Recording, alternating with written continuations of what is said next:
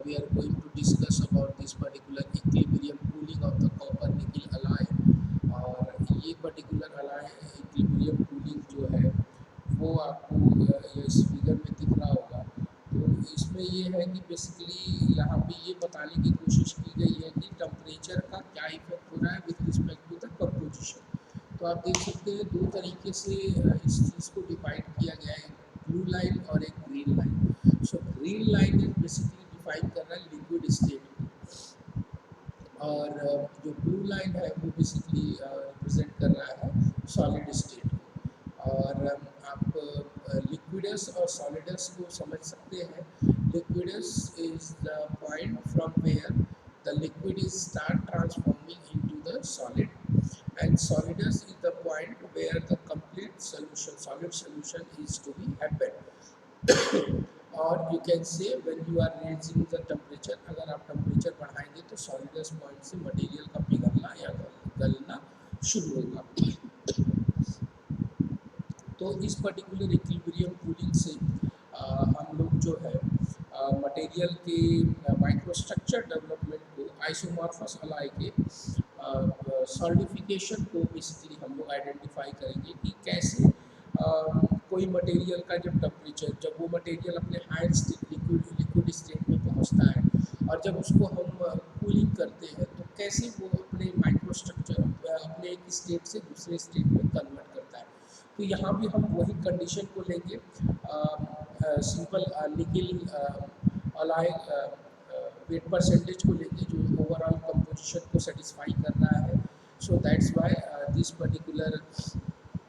nickel weight percentage, that is considering the overall alloy composition। So obviously 38% nickel है तो 65 weight percentage copper हो जाएगा, and that's why it is defining the overall composition। So with respect to that we are taking this example as for the again copper nickel alloy के लिए हम इस example को find out कर रहे हैं जिसमें हम 1300 डिग्री सेंटीग्रेड पे मटेरियल को कूल करेंगे। जो अलॉय है बेसिकली वो 35 वेट परसेंटेज ऑफ निकिल को एक्वायर किया हुआ है ओवरऑल कंपोजिशन के रिस्पेक्ट में ऑफ अलॉय। और चूँकि एक मटेरियल के रिस्पेक्ट में हम इसके वेट परसेंटेज को फाइंड आउट कर रहे हैं तो दूसरा ऑब्वियसली उसी के रिस्पेक्ट में अपोजिट होगा। दैट्स मीन कि 65 वेट परसेंटेज ऑफ कॉपर उसमें अवेलेबल होगा 1300 डिग्री सेंटीग्रेड पे। तो अब हम क्या देखेंगे इस पर्टिकुलर फेज में, तो ये कंपोजिशनल चेंजेस को बता रहा है कि कैसे जब रेट ऑफ कूलिंग मटेरियल का स्टार्ट होता है तो उसके बिहाफ पे मटेरियल अपनी टेंडेंसी कैसे बदलता है, उसके अंदर कंपोजिशनल क्या चेंजेस आ रहे हैं with respect to the particular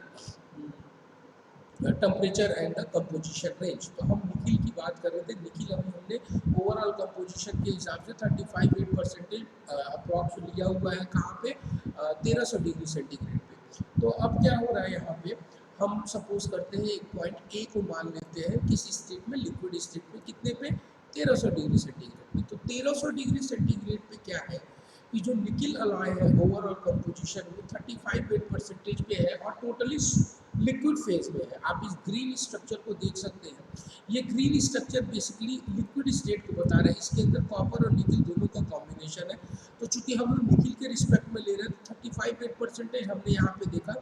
कि यहाँ पे 35 वेट परसेंटेज निकिल है और ऑब्वियसली कॉपर जो होगा 65 वेट परसेंटेज लिक्विड स्टेट में होगा। अब रेट ऑफ कूलिंग का क्या इफेक्ट होगा मटेरियल के ऊपर, उसको हम लोग स्टेप बाय स्टेप पढ़ते जाएंगे। तो आप बात दिमाग में रखिएगा कि जो ग्रीन स्टेट है वो पर्टिकुलर लिक्विड स्टेट है और ब्लू स्टेट जो है वो पर्टिकुलरली सॉलिड स्टेट को रिफॉर्म कर रहा है। तो जैसे ही रेट ऑफ कूलिंग हम स्टार्ट करेंगे तो ऑब्वियसली मटेरियल 1300 डिग्री सेंटीग्रेड पे है, टोटली लिक्विड फॉर्म में है। तो अब क्या करेंगे, इसके टेम्परेचर को हम डाउन करेंगे, मीन्स कूल करेंगे। कूल करने का रीज़न कैसे करेंगे, कूल कास्टिंग जो है वो बेसिकली अगर आप मोल्ड में डालोगे तो वो ऑटोमेटिकली एटमॉस्फेरिक टेम्परेचर के डिफरेंस की वजह से पर्टिकुलरली अपने आप अपने टेंडेंसी अपने स्टेट को चेंज करना शुरू करेगा। तो जब 1300 डिग्री सेंटीग्रेड से उसका टेम्परेचर डाउन होगा बिलो, आप कह सकते हैं कि हम जब पॉइंट बी पे पहुंचेंगे तो पॉइंट बी कहाँ पे पहुंचा है, that is called the liquids point पे पहुंचा है। तो इसको सपोज हम 1250 डिग्री मान लें या 1200 कुछ अप्रॉक्स मान लें, ठीक है 1260 डिग्री सेंटीग्रेड अप्रॉक्स, 1200 यहाँ है यहाँ आएगा, तो सी पॉइंट पे अप्रॉक्स। तो इस पर्टिकुलर बी पॉइंट पे आप देख सकते हैं कि जब कूलिंग शुरू होती है तो जो कंपोजिशनल चेंज है वो कोई अभी ज़्यादा डिस्टर्बेंस नहीं आ रहा है, ठीक है, अभी भी वो लिक्विड स्टेट में ही है। लेकिन जब वो बी पॉइंट पे पहुंच रहा है, आप इस पर्टिकुलर फिगर को देख सकते हैं, ये जो लिक्विड स्टेट है बेसिकली, ये बी पॉइंट पे ये जो गोल दिख रहा है, चक्कर आपको गोला दिख रहा है, यहाँ पे आप देख सकते हैं कि ब्लू डॉटेड दिख रही है, मीन्स ये जो है अपने एक ऐसे टेम्परेचर पे पहुंच गया है जहाँ से इसका ट्रांसफॉर्मेशन होना शुरू हो रहा है, जो लिक्विड है वो सॉलिड में बनना शुरू हो रहा है, and that the beginning of the solid alpha phase at that particular compositional changes. So इस टेम्परेचर पे इसका क्या कंपोजिशन रेंज हो सकता है, तो अब इसके रिस्पेक्ट में अगर हम देखेंगे तो ऑब्वियसली हमें टाई लाइन खींचना होगा, तो बी के रिस्पेक्ट में क्या होगा, टाई लाइन खींच रहे हैं तो कितना वेट परसेंटेज हमारा सॉलिड स्टेट आ रहा है, that the total blue is showing over here means that the 46 weight percentage of nickel,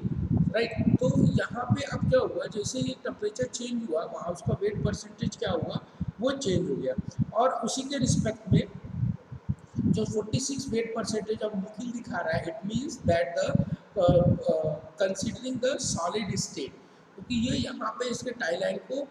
show कर रहा है basically at that particular solids point. और उसी के रिस्पेक्ट में जब हम फर्दर कूलिंग कर रहे हैं, तो जब फर्दर कूलिंग कर रहे हैं तो उसके रिस्पेक्ट में जो 35% निकिल है वो 65% कॉपर को लेके एक्वायर किया हुआ है, और वही सॉलिड के अलग फॉर्मेशन को डिफॉर्म किया हुआ है। तो जब हम कूलिंग को कॉन्टिन्यूस कर रहे हैं तो जो दोनों कंपोजिशन है रिलेटिव अमाउंट का ईच फेसेस में वो चेंजेस होना स्टार्ट हो रहा है। सो जो कंपोजिशन है लिक्विड का और सॉलिड अल्फा फेज का, वो लिक्विडस और सॉलिडस लाइन को फॉलो कर रहा है। आप देख सकते हैं कि यहाँ पे इस पर्टिकुलर निकिल का जो परसेंटेज है, जैसे जैसे टेम्परेचर डाउन जा रहा है, ये पर्टिकुलर सॉलिडस रेंज जो है वो प्योरली एक्वायर हो रहा है। आप देख सकते हैं कि इस पर्टिकुलर रेंज में हम लोग इसको डिफाइन नहीं कर पा रहे, यहाँ पे टोटल लिक्विड सोल्यूशन है, और ये ट्रांसफॉर्मेशन जो है इस पर्टिकुलर लोकेशन पे इस कंपोजिशनल रेंज में टोटली 46 को एक्वायर कर रहा है। तो जैसे नीचे आते हैं यहाँ पे आपको दिख रहा होगा ये 32 weight percentage of nickel liquid phase में अवेलेबल है, 43 वेट परसेंटेज सॉलिड में अवेलेबल है। तो और नीचे आएंगे तो यहाँ पे आप देख सकते हैं लोअरिंग द टेम्परेचर बेसिकली क्या हो रहा है, बेसिकली जो ट्रांसफॉर्मेशन है टोटली अल्फा फेज का वो धीरे धीरे जो है ट्रांसफॉर्मेशन एक रेंज से दूसरे रेंज में एक्वायर हो जा रहा है। सो जो पर्टिकुलरली अगर हम पॉइंट सी की बात करें, ये जो पॉइंट सी है अप्रॉक्स 1250 डिग्री सेंटीग्रेड पे, तो वहाँ पर लिक्विड और अल्फा फेज बेसिकली आप देख सकते हैं कि 32 weight percentage of nickel liquid phase में अवेलेबल है बी पॉइंट पे, और जो सॉलिड स्टेट जो ट्रांसफॉर्मेशन हो चुकी है पर्टिकुलर बी स्टेट में, वो 43 वेट परसेंटेज ऑफ निकिल का अवेलेबल है। तो at point C you can see here that the transformation is acquiring the more space in the liquid state. पुदीनवा आ जाला उटिया वाला लिट्टिया चप्पल अपना वाला तैयार पैसा हमारे ख्याल से। अच्छा रसवा वाला है, लिट्टी चप्पल वाला दे दिया ना। सो फर्दर हम लोग जो इस चीज़ को अंडरस्टैंड कर रहे हैं, जैसे जैसे रेट ऑफ कूलिंग बढ़ रहा है वैसे वैसे जो पर्टिकुलर ट्रांसफॉर्मेशन है लिक्विड का वो सॉलिड स्टेट में टोटली डिजॉल्व हो रहा है। तो बी पोजीशन में हम लोग देख सकते हैं कि ये बहुत ही लेस लिक्विड एक्वायर कर रहा है, लेकिन वो लिक्विडेस पॉइंट को है, ठीक है, चूँकि टोटली डिजॉल्व है एक तरीके से कहें तो। अगर हम लिक्विड स्टेट की अगर इसमें बात करें तो ये टोटली इस स्टेट की बात कर रहा है। और सी में आप देख रहे हैं तो जैसे ही लोअरिंग आ रहा है तो यहाँ पे जो है सॉलिडस स्टेट बढ़ना शुरू हो गया, और उसी के रिस्पेक्ट में जब टोटली डी पॉइंट पे हम जब पहुँच रहे हैं तो इसके सपोज कि जो इसका ये टेम्परेचर है वो अप्रॉक्स हम लोग का कह सकते हैं कि 1200 डिग्री यहाँ पे हो गया। तो डी पॉइंट आपका अप्रॉक्स 1200 के ऊपर कितना हो सकता है, 1220 या 1210 मान लेते हैं। सो तो 1220 डिग्री पे अगर हम पहुंचते हैं तो वहाँ पे क्या है कि एक 1300 से 1220 में ये आपका जो मटेरियल लिक्विड था वो टोटली सॉलिड सोल्यूशन में चेंज होना शुरू हो सकता है। तो आप देख सकते हैं कि यहाँ पे जो लिक्विड स्टेट में निकिल अवेलेबल था, अब वो टोटली सॉलिड स्टेट में कन्वर्ट होना शुरू हो गया विद रिस्पेक्ट टू दैट। और आप देख सकते हैं चूंकि ओवरऑल अलॉय के बारे में हम लोग बात करते हैं, तो उसी के रिस्पेक्ट में कॉन्टिन्यूस कूलिंग जो है वो 25 वेट% निकिल और 76 वेट% ऑफ कॉपर को एक्वायर करने लगी। So upon crossing that particular solidus line, this remaining liquid solidify, and the final product, then you can see the alpha phase solid is acquired and at the point E। तो यहाँ पे आप देख सकते हैं कि स्टेप बाय स्टेप प्रोसीजर से किस तरीके से मटेरियल जो है अपने फेज को ट्रांसफॉर्म करता है। आप हम लोग बात करते थे कि कोई भी लिक्विड है कैसे अपने फेज को ट्रांसफर हो रहा है। तो एक अलॉय सिस्टम में जैसे जैसे रेट ऑफ कूलिंग बढ़ रही है वैसे वैसे वो मटेरियल अपने स्टेट को चेंज कर रहा है एक स्टेट से दूसरे स्टेट में। तो आप यहाँ देख सकते थे, जैसे मैंने स्टार्टिंग में बताया था कि 3 फेजेज होते हैं, लिक्विड होता है, लिक्विड प्लस सॉलिड होता है एंड प्योर सॉलिड होता है। तो ये यहाँ पे वो तीनों स्टेट के रिप्रेजेंटेशन को ये पर्टिकुलर इक्विलिब्रियम कूलिंग बता रहा है, that is the liquid state and that the liquid and the solid state, that is also known as meshy zone। meshy zone का मतलब आधा गीला, गीला मतलब आधा लिक्विड आधा सॉलिड। तो आप इस पर्टिकुलर फिगर से मेरे ख्याल से आप अंडरस्टैंड कर सकते हैं कि किस तरह से रेट ऑफ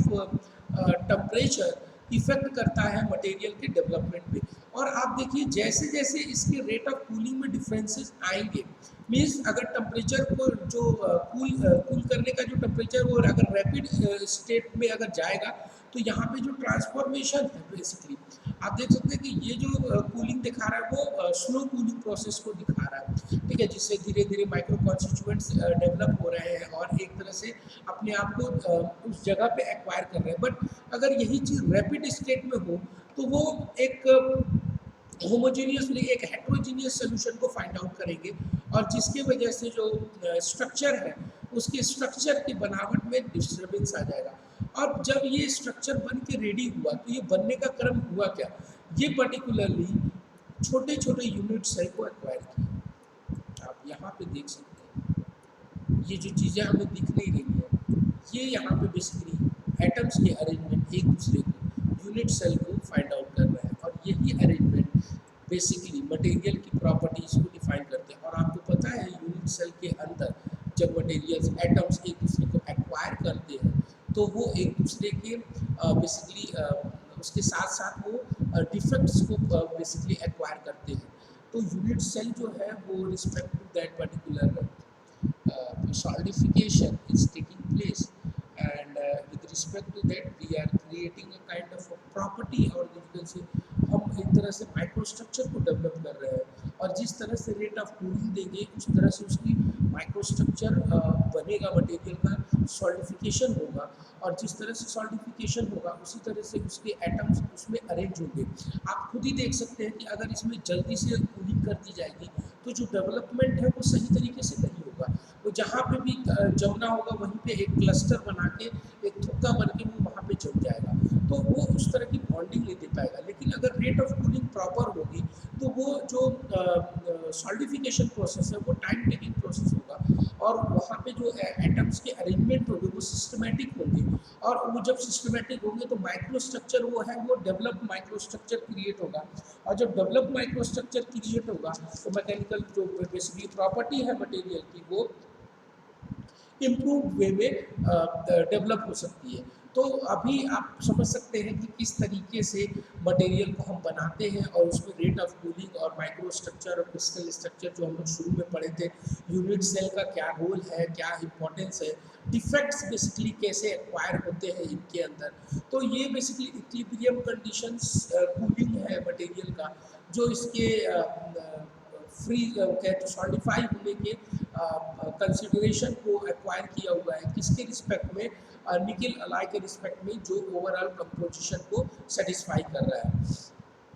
सो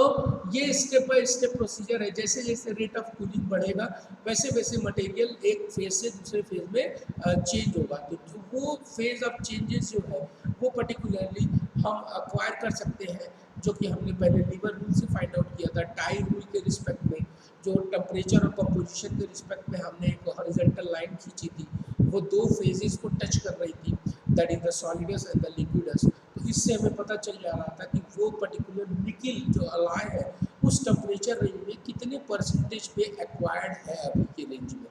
तो स्टेप बाय स्टेप इन चीज़ों को हम लोग समझ रहे हैं। And that the next is the development of the microstructure during the non equilibrium solidification. Non equilibrium solidification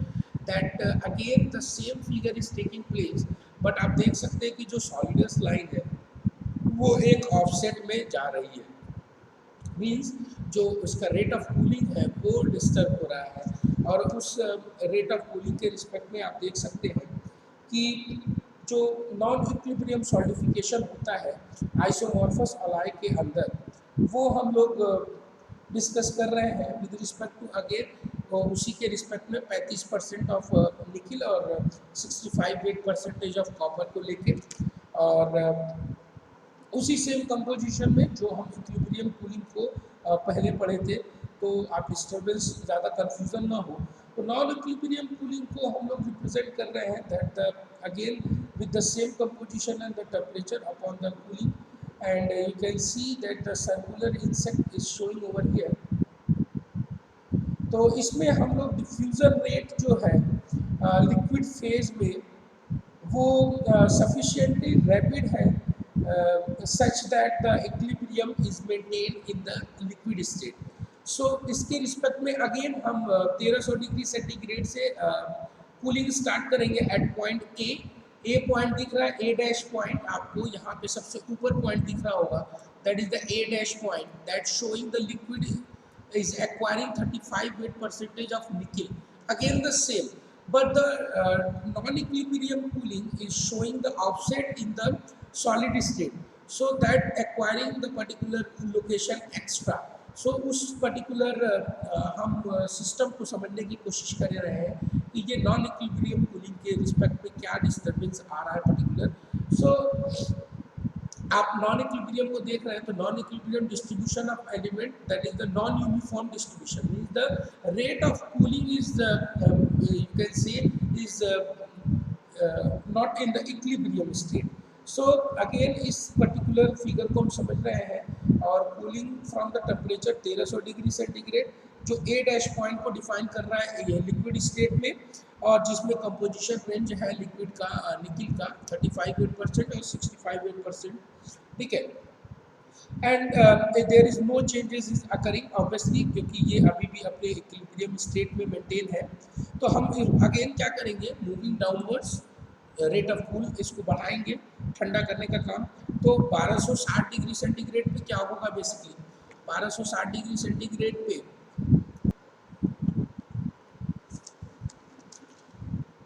तो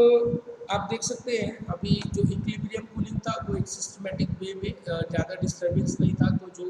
एटम्स के अरेंजमेंट थे वो एक सिस्टमेटिक वे में थी, और जो कूलिंग थी वो भी एक सिस्टमेटिक वे में थी। तो लेकिन नॉन इक्विलिब्रियम में क्या है कि जो कूलिंग स्टेट है वो चेंज हो रहा है, अब उसको समझने की कोशिश कर रहे हैं हम लोग। सो पॉइंट बी डैश पे आप देख रहे हैं जो कि 1260 डिग्री सेंटीग्रेड पे है। Again the same figure we took that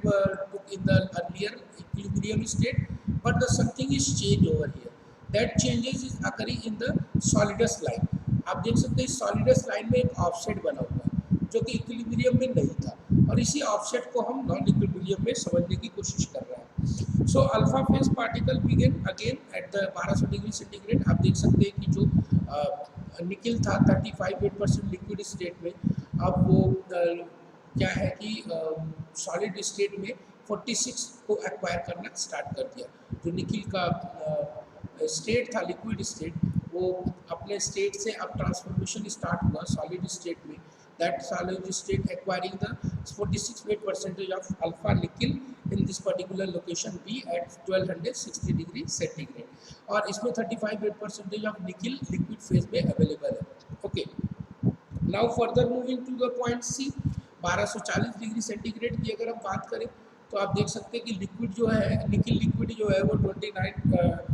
wait percentage में है। तो ऑब्वियसली ओवरऑल कंपोजिशन को अगर हम देखेंगे तो कितना बच गया, कॉपर, कॉपर उस स्टेट में कितना होगा, 71% ऑफ कॉपर होगा। तो at this temperature the composition of the alpha phase that solidifying, वो कितना देगा, that is the 48% of nickel, right, and 68% of copper in this particular solid phase of the nickel weight percentage. So that the thing is to be considered now, however the diffusion in the solid phase is relatively slow, the alpha phase जो कि यहाँ पे present है B respect में B dash पे दे रहा है, have not changed compositionally appreciably। यहाँ पे क्या है कि ये compositional respect में उतना changes नहीं हुआ, and that is still acquiring the 46 weight percentage of nickel at that point। So अगर हम C डैश की बात करें तो एवरेज composition जो होगा उस particular C पे अल्फा ग्रेन का with respect to the some volume of the weight and the average composition that is lying on the 46 weight percentage, and with respect to that 40 weight percentage of the nickel as well. So we are taking the compositional average of respect to that the 40 weight percentage of nickel and 58 weight percentage of the carbon approx over here due to the randomness of this particular cooling system. So we can find out that कि यहाँ पे जो basic liver rule apply होगा वो greater proportion of the liquid के respect में show कर रहा है, and these non equilibrium condition then form the basically showing the cooling of the equilibrium condition as well, and this implication of this non-equilibrium solidification phenomena basically occurring on the solidus line on this particular phase. So this shifting in the particular nickel content on the average composition of the alpha phase, that is from the 46 to 42 weight percentage of the particular nickel in this particular solid state. So this particular dash line basically representing the shifting of that particular uneven heating and cooling of that particular formation, and that the offset is determining the particular non-equilibrium condition. So there is no comparison and alternation of the liquidus line and such that assuming of the equilibrium is maintained in the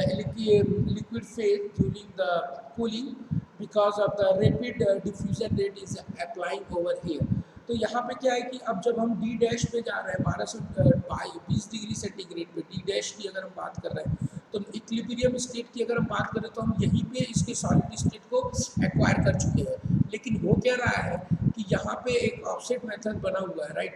जो निकल के alpha mode को basically 38 weight percentage को define कर रहा है. So for further equilibrium cooling rate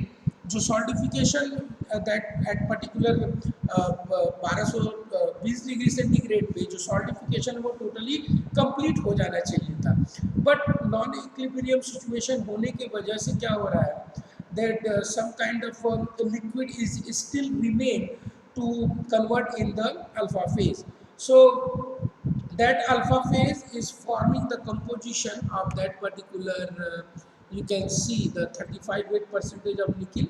and in that particular offset it taking the point of that particular generation is 38 weight percentage of nickel. So this non-equilibrium solidification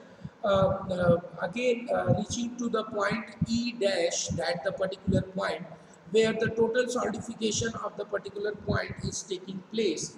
at 1200 degree centigrade approx or 1205 degree centigrade at the point E dash. So the composition of this particular last alpha phase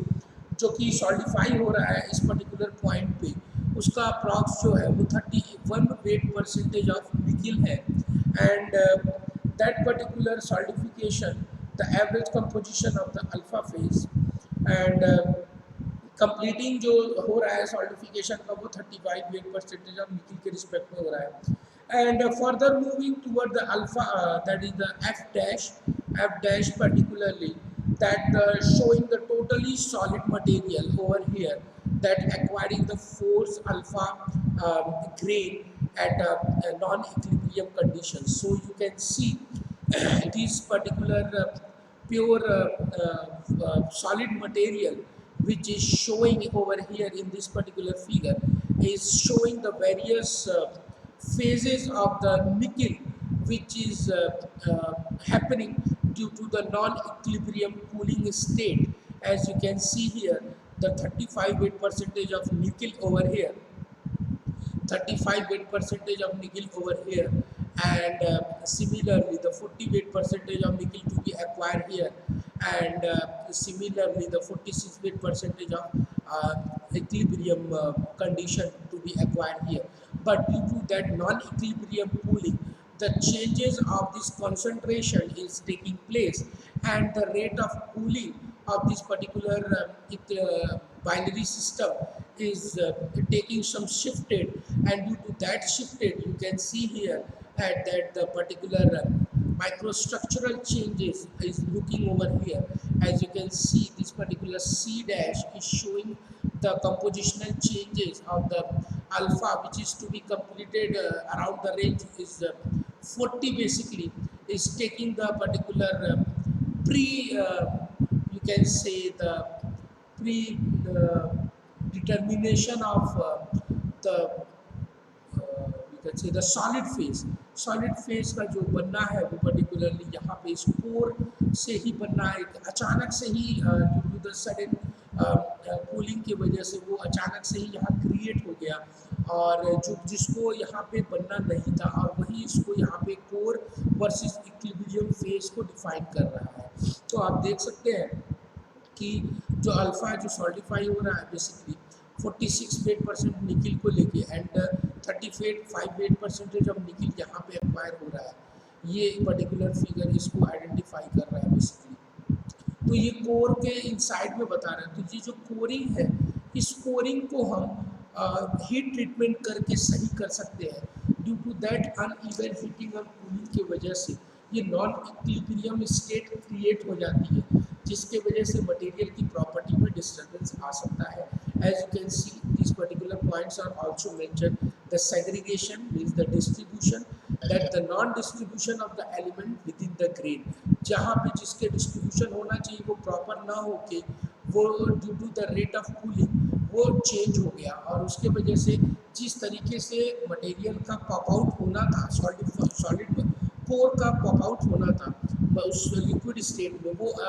कहीं ना कहीं maximum state में acquire हो गया, suddenly start हो गया,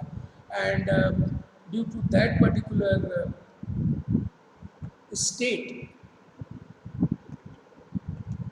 that problem arises,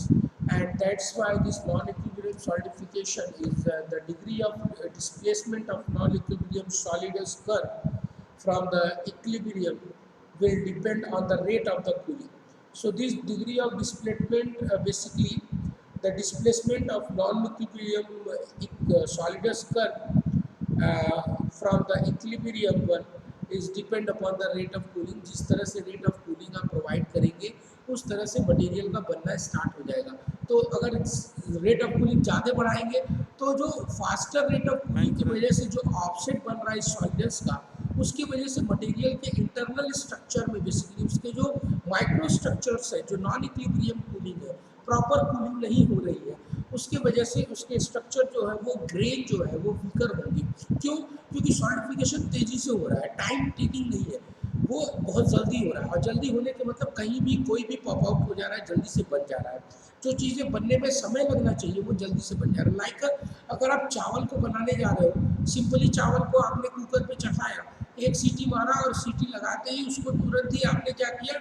सीटी को हटा दिया और चावल को निकाल दिया, तो चावल क्या होगा, ना वो सही तरीके से पक पाया ना ही गल पाया, तो आधा कच्चा रह गया। तो उस चीज़ को फिर हम क्या एक्वायर करेंगे, फिर से कैसे उसको चारों को सही करेंगे, फिर उसमें थोड़ा सा पानी डालेंगे, फिर उसको हीट करेंगे और एक सर्टेन टेम्परेचर तक उसको कूल करेंगे, तब जाके वो फिर से एक इक्विलिब्रियम स्टेट को एक्वायर कर पाएगा। And that is due to that randomness is basically required at some time to change the property of the material but not for the every time। ठीक है, तो ये नॉन इक्विलिब्रियम कूलिंग किसी material के लिए required है जहाँ पे हमें रेट ऑफ कूलिंग ज़्यादा करना है, उसके माइक्रोस्ट्रक्चर में चेंजेस लाने हैं। सपोज हमारा डक्टाइल मटेरियल है या फिर उसमें हमें उस डक्टाइल मटेरियल का हार्डनेस बढ़ाना है, तो डक्टाइल मटेरियल के हार्डनेस बढ़ाने के लिए क्या करेंगे, नॉन इक्विलिब्रियम कूलिंग करेंगे या उसकी जो कूलिंग होगी उसको रैपिड कर देंगे। तो जिस रेट से वो बना हुआ था उस रेट से ना बन के एक ऑफसेट मेथड से, ऑफसेट रेट ऑफ कूलिंग से वो पर्टिकुलर सॉलिड को बनाएगा, तो वो जल्दी बनाना शुरू करेगा सॉलिड को। तो उसकी वजह से जो सॉलिड बनेगा उसके अंदर जो एटम्स एक दूसरे से अरेंज होंगे उसके रिस्पेक्ट में अलग तरह का प्रॉपर्टी प्रोवाइड करेंगे। So these are the very basic kind of important thing to consider. So this degree of displacement of non-equilibrium solidus curve basically equilibrium one depend on the rate of cooling, and this particular slower the cooling rate as well, the smaller this displacement। यहाँ पे आप देख सकते हैं कि अगर cooling rate slow होगा तो जो डिस्प्लेसमेंट है सॉलिडस का वो कम होगा, और जो डिफरेंसेस है equilibrium solid and the average solid composition वो कम होगा। सो द डिफ्यूजन रेट जो है सॉलिड फेज का वो इंक्रीज करेगा with the displacement will be diminished. And एक इम्पॉर्टेंट पॉइंट ये है इसमें कॉन्सिक्वेंसेस में कि जो आइसोमॉर्फस अलाय होते हैं that having the solidify under the non equilibrium conditions as discussed in this particular segment, and the distribution of the two elements with the grain is non-uniform, and the phenomenon termed as the segregation. That segregation is the distribution of the grain in the non-uniform manner, and that representing the concentration gradient are stabilized across the grain, which representing the various incents that you can see here in this particular incents showing the segregations। जो each जो grain है centre में वो सबसे पहला part होता है freeze होने का, और they are very rich in the nature at the high melting element is वहाँ पे निकिल, अगर जो निकिल कॉपर सिस्टम की बात कर रहे हैं तो निकिल सिस्टम में वो सबसे ज़्यादा होगा, एंड जो कंसंट्रेशन होगा लो मेल्टिंग एलिमेंट का वो इंक्रीज कर जाएगा इस पोजीशन पे, इस पर्टिकुलर ग्रेन बाउंड्री पे। So this particular term basically known as the internal, जो हम पॉप आउट की बात कर रहे थे, ये जो पर्टिकुलर पॉइंट है इस यहाँ पे वो जो एक्वायर करेगा due to the faster rate of cooling, जो कोर स्ट्रक्चर को क्रिएट करेगा वो जो सडनली क्रिएट हो जाएगा, जल्दी से क्रिएट हो जाएगा, और उस कोर स्ट्रक्चर से हमें जो ऑप्टिमम प्रॉपर्टीज चाहिए होगी वो हमें मिलेगी नहीं। सो जो कास्टिंग होती है जिसमें मेटल को पिघलाते हैं उसमें कोर स्ट्रक्चर को फिर से हम रीहीट करते हैं और ग्रेन बाउंड्री रीजन को फिर से मेल्ट किया जाता है in as much they richer in the low melting component. So with respect to that, sudden loss in the mechanical integrity due to that particular thin liquid film separate the grain, and further the melting this particular up to the temperature below the equilibrium, the solidus temperature of the alloy, and that pouring can be eliminated with the help of homogenization of the heat treatment, which is carried out the treatment temperature below the solidus point at the particular alloy composition। So जो pouring है basically वो particularly हम material की heat treatment करके हम balance कर सकते हैं कि जैसे कि मटेरियल को हमें बनाना है, रेट ऑफ कूलिंग हमने ज़्यादा दे दिया तो उस रेट ऑफ कूलिंग से मटेरियल के इंटरनल स्ट्रक्चर जो है वो एक कोर मटेरियल को बना तो दिया, लेकिन जो प्रॉपर्टी हमें चाहिए थी, जैसे लाइक अगर हम किसी सिस्टम की बात करें जो मटेरियल है एक लिक्विड मेटल है वो particularly high rate of cooling पे सॉलिडिफाई हो रहा है, तो solidify high rate of cooling पे होने का मतलब क्या हुआ कि उसके अंदर जल्दी जल्दी से माइक्रोस्ट्रक्चर डेवलप हो गए। आप जो देख सकते हैं कोर साइड में ये जो कोरिंग है ये जल्दी जल्दी पॉप आउट होना शुरू हो गया। अब ये चूंकि जल्दी जल्दी हुआ तो इसके पर्टिकुलरली बनने में ज़्यादा समय लगा नहीं। तो जब किसी चीज़ को बनने में ज़्यादा समय नहीं लगता तो या तो वो आधा कच्चा रहेगा या तो टेस्टलेस होगा। तो लेकिन कहीं ना कहीं किसी एक रिक्वायरमेंट को वो फुलफिल कर रहा होगा। लेकिन अगर हमें दूसरी यूनिफॉर्मिटी के रिस्पेक्ट में अगर हम देखें तो उसको एलिमिनेट करने के लिए हमें उसको क्या करना होगा, अगेन हम उसको रिफॉर्म कैसे करेंगे। जो सडन कूलिंग फास्टर कूलिंग से हो गया है उसको हम स्लोअर कूलिंग करेंगे। मीन्स हम क्या परफॉर्म करेंगे, हीट ट्रीटमेंट प्रोसेस को परफॉर्म करेंगे। किस लेवल तक, इस सॉलिडस टेम्परेचर के रेंज तक।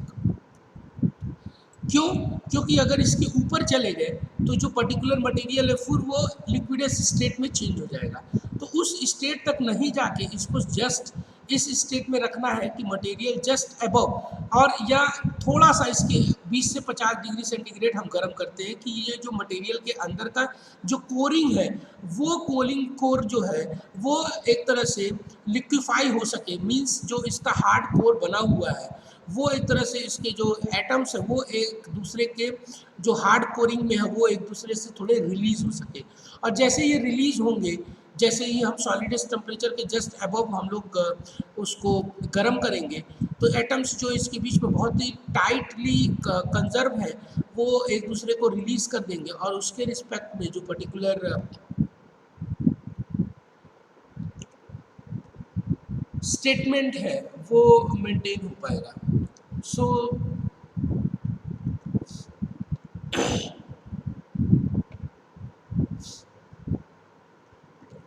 This is how this particular core versus equilibrium phase to be defined. और इसी के रिस्पेक्ट में मैकेनिकल प्रॉपर्टी भी जो है वो मटेरियल की